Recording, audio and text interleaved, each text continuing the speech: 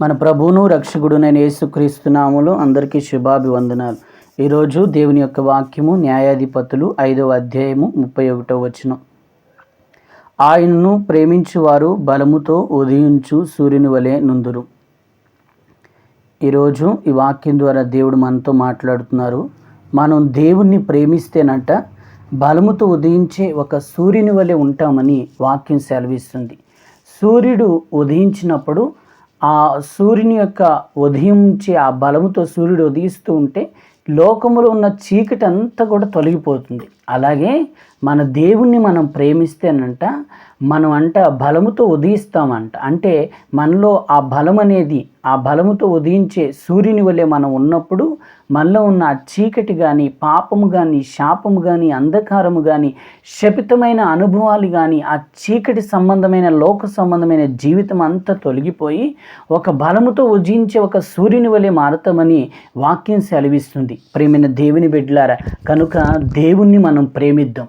దేవుణ్ణి ఎక్కువగా మనం ప్రేమించినట్లయితే లోకానికి మనల్ని మన దేవుడు సూర్యుని ఎలాగైతే బలముతో ఉదయించే ఒక సూర్యుడు వెలుగునిస్తున్నాడో అలా ఈ లోకానికి వెలుగునిచ్చే ఒక వెలుగుగా దేవుడు నిన్ను నన్ను ఉదయింప చేయగలిగిటకు ఆయన శక్తి కలిగిన దేవుడు. ఉదాహరణకు మనం చూసినట్లయితే దావీదు దేవుని ఎక్కువగా ప్రేమించేవాడు. చిన్నపిల్లవాడు, అరణ్యంలో ఉండేవాడు, అడవిలో ఉండేవాడు.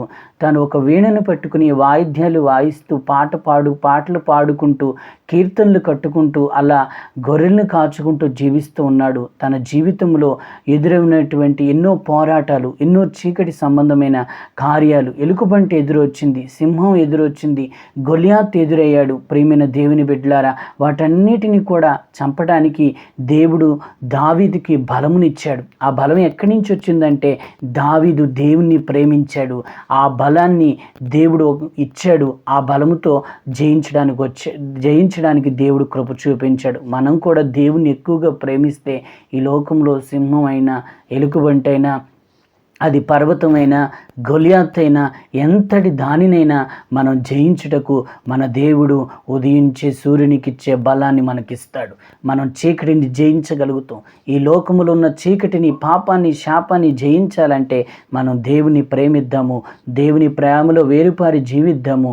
నిశ్చయముగా అటు దిశగా ఈ లోకాన్ని, దుష్టుని మనం జయించి చీకటి సంబంధమైన అనుభవాలన్నీ కూడా తొలగిపోయి మనం నిశ్చయముగా ఆశీర్వదించబడదుముగాక. ప్రార్థన. కృపగల దేవా, దయగలిగిన రాజా, ఈ దినం మీరు మాతో మాట్లాడారు ప్రభా.